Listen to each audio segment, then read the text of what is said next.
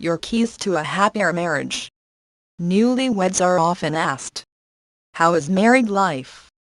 As with everything in life, the answer depends on you. For some, marriage is another word for frustration and even misery. For others it is the bedrock of strength and support they build the rest of their lives around. What are the differences that lead such a fundamental part of daily life down two totally opposing avenues? I do not pretend to have all the answers, but I can share with you the things that have helped me in my years of marriage to what I feel is a very strong and happy relationship. Work on your marriage. Like most of us, I learned what I know about marriage from my parents. When my father once said to me, "Marriage requires attention. The moment you stop working on your marriage is the moment it begins to falter." I can remember thinking, this did not sound very much like the movies.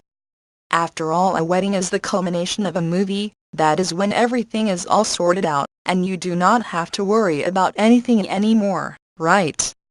Alas, like in many other things, my father has proven correct. As we will discuss, maintaining a healthy marriage requires sacrifices, attention and care. It helps to think of your marriage as a living thing in itself.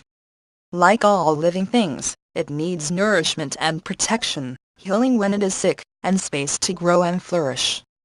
These are all nice words, but what does that mean on a practical level? It means you need to always think about your marriage and not take it for granted. It means you need to be vigilant against things that might threaten it, not just the obvious things like temptation, but the subtle things like imbalances in responsibility and duty, comparisons to others, jealousy and so on. It means you need to nourish your marriage with thoughtfulness for the other's needs, find time together and sometimes even time apart. It means when things are going wrong you need to stop and think about how you can improve them and perhaps what sacrifices you need to make. It means that a marriage needs to go forward, to change as you both change and to grow stronger. Do not leave things unsaid. I watched a movie once. I think it was one of those British romantic comedies, where a man is asked why his marriage failed and he replies, "Because we left too many things unsaid." And though I do not normally take advice from movies, this one I took to heart. If you do not voice your problems, they have nowhere to go. Worse, if you voice them to people not in your marriage, that is friends, co-workers, anyone else, then instead of airing your dirty laundry you let it fester. No matter how long two people have known each other, there will still be things that they do not pick up when unspoken. Sure, you may think your partner knows what you are thinking, but what if they do not? Speak plainly. The very worst thing you can do in a relationship is play games with each other. No, not the Twister or Monopoly varieties, I mean mind games. It is tempting, when you are in a bad mood, or when you do not want to be hurt, to be passive-aggressive, to not say what you mean, to make veiled hints, in order to test the other person and so on.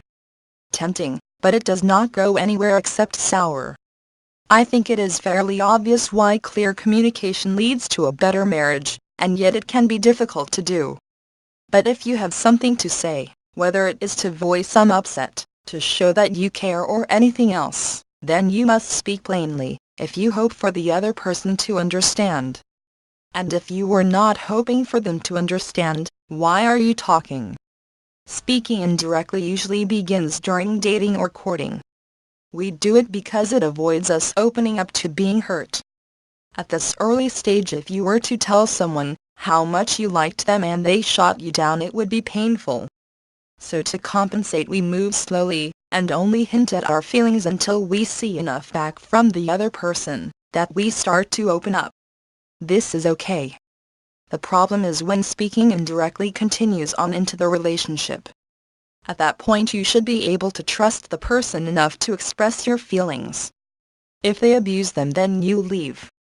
By keeping your guard up, you only put huge barriers in the middle of your relationship. Speaking indirectly is also a bad idea when one person just does not get it. When you have one partner playing games and the other does not really understand their behavior, at times they will begin to resent the other, and inevitably this will lead to problems. Passive aggression, on the other hand, is when a partner, rather than voicing their upsets, appears to be smiling, calm, and usually puts bite into words that shouldn't have it. Over time, passive aggression can become less and less veiled and turn into exasperation, disdain, even disgust. Another bad habit is what is called stonewalling. This is when a partner simply shuts the other out, going silent, ignoring them, or even leaving for a time. Stonewalling has obvious consequences of frustration and anger and quickly leads to cycles of increasing problems, as one person stonewalls while the other becomes more and more frustrated, then becomes less and less reasonable, leading to further stonewalling. If you only take one thing away from my words, let it be to speak plainly, avoid passive aggression, avoid games, and avoid speaking indirectly. When you say what you mean, and communicate your feelings clearly, the other person has a proper chance to respond. Be vulnerable. Too often we do not want to put our feelings and thoughts out there. Particularly if we have had bad experiences when younger, or if simply taught to be that way by watching our parents and peers. Admitting that you are vulnerable. Everyone is the corollary to speaking plainly. It is important to remember that this is your partner and they love you and you love them. Between the two of you, if you both speak plainly and admit vulnerability, then you will be able to resolve problems. It may take time, you may have many hurdles to get over, but what other recourse is there than resolution? After all, neither of you are out to get the other. Remember, you love each other.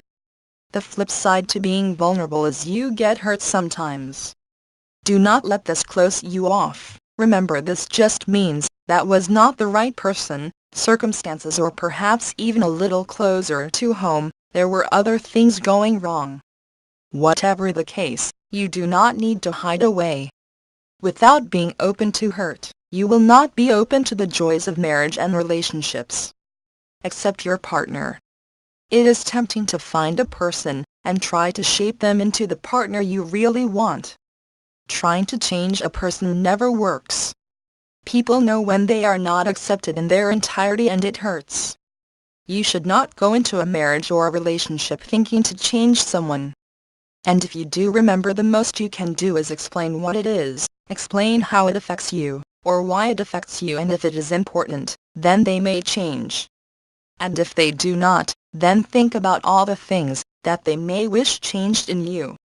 Of course, if there are too many things you want to change, it is important to face that this may not be the right person for you, or you may be expecting too much.